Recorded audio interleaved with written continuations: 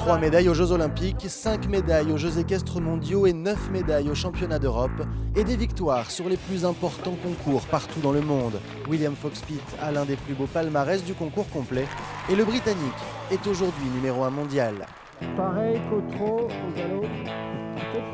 Un champion très occupé que des cavaliers français, amateurs ou professionnels, ont eu la chance de côtoyer. Malgré la température inférieure à 0 ce jour-là, ils sont une quinzaine à venir chercher les conseils du maître lors de ce stage organisé en région parisienne. Quand on arrive à un certain niveau technique, après ce sont des tout petits détails qui font la différence. J'ai déjà couru 3 et 4 étoiles, je sais la rigueur que ça demande, je sais que le moindre détail compte. Et William, ayant beaucoup d'expérience, je me dis qu'il peut m'apporter les détails qui vont me faire être performant à ce niveau-là. On ne peut pas travailler ça entre nous, quoi. Il faut que de temps en temps, il y ait vraiment quelqu'un de haut niveau qui puisse apporter la pierre à l'édifice. Et du pas moyen, avant de faire un arrêt, on prépare, raccourcir 2-3 foulées et puis arrête. Et pour améliorer ces détails, c'est principalement sur les bases que se focalise William Fox-Pitt. Voilà. Je travaille sur les bases tous les jours avec tous les chevaux. Pendant l'hiver, quand on a un peu de temps pour faire les choses comme ça, plus tard, on fait plus des mouvements et plus des choses techniques. Mais maintenant, c'est bien de penser un peu plus des choses simples et il faut les bien faire avant de progresser. Je veux un trot qui est très calme et très en place et très solide et souple.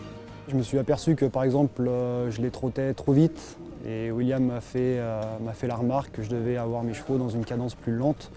On essaye toujours d'avoir du brillant, de les faire trotter de mieux en mieux, mais ça peut dégrader autre chose et c'est vrai que cette petite remarque, ça m'a interpellé et dorénavant je vais peut-être les travailler dans une cadence un peu inférieure. Le mot d'ordre de la journée, le travail sans contrainte pour que le cheval donne le meilleur à son cavalier. Ce qui m'a plu dans le discours de William, c'est l'approche psychologique de l'animal. Si le cheval ne fait pas ce qu'on veut, c'est qu'on lui a 99 chances sur 100, c'est qu'on lui a mal demandé. Reprends le galop à faux pour tirer le cheval sur l'épaule extérieure. Parmi les exercices, William Fox-Pitt insiste notamment sur le travail du galop à faux qu'il affectionne particulièrement. Pas le changement de pied. J'aime beaucoup cet exercice. Le cheval, il ne sait pas ce qu'il fait en fait. Alors il essaie de faire quelque chose qui est un peu difficile, mais il développe la force, l'équilibre et la souplesse tout en même temps. Et comme ça, il développe le galop normal naturellement. Le numéro 1 mondial devient même juge de dressage l'espace de quelques instants. Bon, c'est bien. Si j'étais le juge, je serais très, très content de voir ça. Le but, comprendre que le mieux peut être l'ennemi du bien. Même si on le sait, c'est bien de le rappeler. C'est-à-dire qu'il faut essayer d'avoir la note 7, parce qu'on sait que 70% c'est quand même, on est dans les 3-4 premiers, même à haut niveau. Donc d'avoir 7, c'est bien tout le temps, mais il ne faut pas aller chercher systématiquement le 8 ou le 9 parce qu'on risque d'avoir 3 ou 4 parce qu'on va complètement faire une erreur. Donc ça, même si on le sait, c'est bien que quelqu'un de ce niveau-là nous le rappelle. Prends aussi l'idée de monter avec la main extérieure un peu pour trouver le contact, pour qu'il devienne un peu plus constant. Bon, c'est sûr que le travail sur le plat est important, mais en même temps, il faut voir que la raison qu'on fait le complet, c'est pour sauter. Alors c'est beaucoup plus amusant de sauter, c'est plus vivant, mais si tu te restes bien sur le plat, si tu es confiant avec toi et ton cheval sur le plat, c'est sûr que de sauter va être plus facile. Après les conseils sur le plat, il est temps de mettre en pratique à l'obstacle. Aujourd'hui, de nombreux parcours de cross sont construits pour tester la conduite de son cheval. Ici, dans le manège, les courbes sont serrées, les obstacles étroits.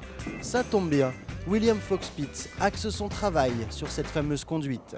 Je veux voir les chevaux et les cavaliers qui sont réactifs. Je veux avoir un cheval qui cherche les obstacles et un cavalier qui réacte, qui présente le cheval d'une bonne manière, avec un esprit qui attaque, mais pas trop vite.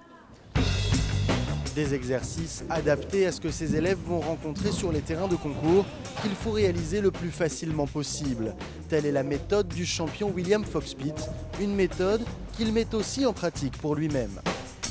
On apprend tout le temps, tous les chevaux sont différents, toutes les années sont différents, tous les concours sont différents. Alors c'est un sport dont on a toujours l'intention d'améliorer, de chercher les nouvelles idées d'entraînement et de monter mieux. Et